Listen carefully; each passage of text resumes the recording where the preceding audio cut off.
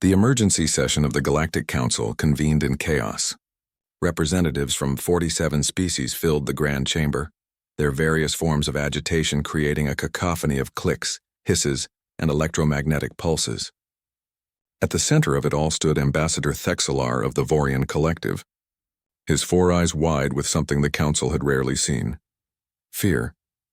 "They have recalled every ambassador," Thexelar announced, his translator device struggling to convey the tremor in his voice.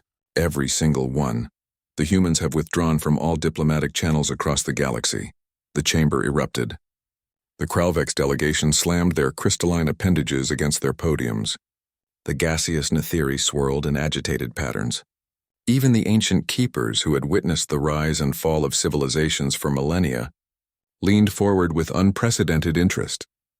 "This is unprecedented," croaked Elder Zix, the Council's longest-serving member. "In 3,000 years, no species has ever voluntarily severed all diplomatic ties with the entire Council." What the Council didn't know, what they couldn't have known, was that humanity had finally had enough. For 2 decades, Earth had played by the galaxy's rules. They had attended the endless bureaucratic sessions. They had filed the proper forms in triplicate. They had smiled politely while the Council dismissed human concerns about the Krath incursions into the outer colonies. They had waited patiently while the Council debated for 6 years whether humans deserved full membership rights or should remain probationary members, and they had watched as the Council turned a blind eye to the slave raids on human settlements, deeming them internal matters of developing species. Humanity's patience, it turned out, had limits. 3 days after the diplomatic withdrawal, the first reports arrived. A Krath raiding fleet had disappeared, not destroyed, simply vanished without a trace near the Proxima border. The Council dismissed it as equipment failure. Then a second fleet vanished, then a third. By the end of the week, every Krath military vessel within 100 light-years of human space had gone silent. The Council could no longer ignore it. "We demand an explanation," roared the Krath High Commander, his scales flushing with rage. "Our fleets are gone. This is an act of war." But humanity wasn't answering. Their space remained sealed, their communications dark. The embassy buildings on the Council's homeworld stood empty, lights off, doors locked. Admiral Chen stood on the bridge of the UHSS Indomitable, humanity's first true warship, watching the holographic display with satisfaction.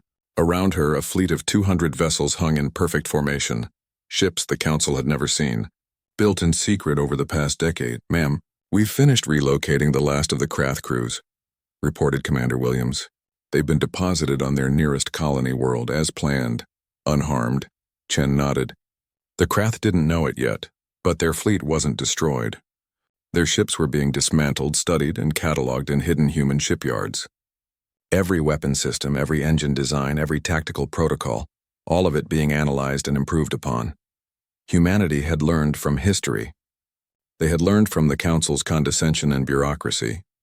They had learned that in this galaxy only strength mattered, but they had also remained human.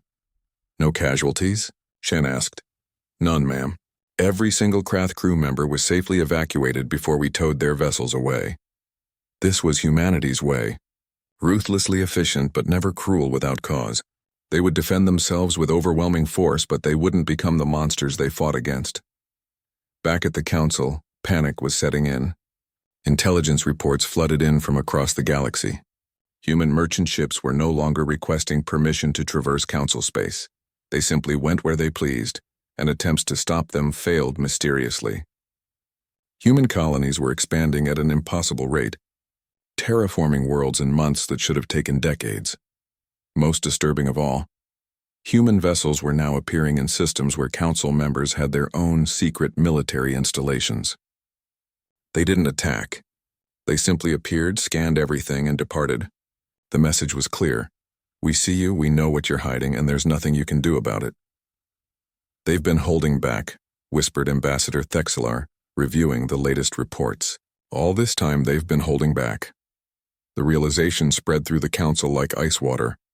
Humanity hadn't needed the Council's protection. They hadn't needed the Council's technology or guidance. They had been patient, observing, learning, and building, and now they were done playing by rules that had never been designed to protect them. Elder Zix called for silence. We must extend an olive branch. Invite them back to negotiations. Offer full membership, immediate recognition. No, interrupted Counselor Vree of the Etherian Union. We tried that.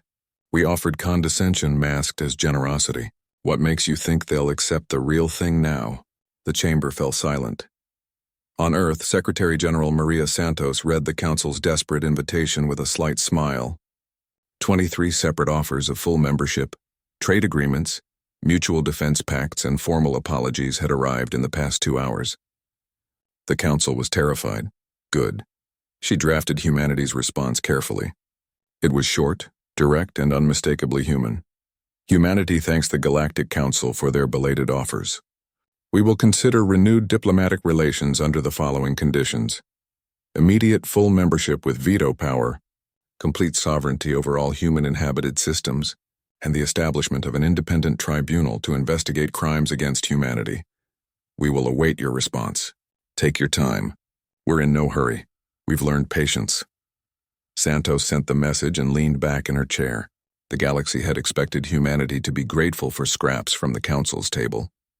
Instead, they were about to learn what it meant when humanity decided to build their own table, and everyone else would have to decide whether they wanted a seat at it. The message was clear. Diplomacy wasn't dead. It had simply evolved, and this time humanity would negotiate from a position of strength they had built themselves by themselves, for themselves. The galaxy would adjust. It always did, but from now on it would adjust to humanity.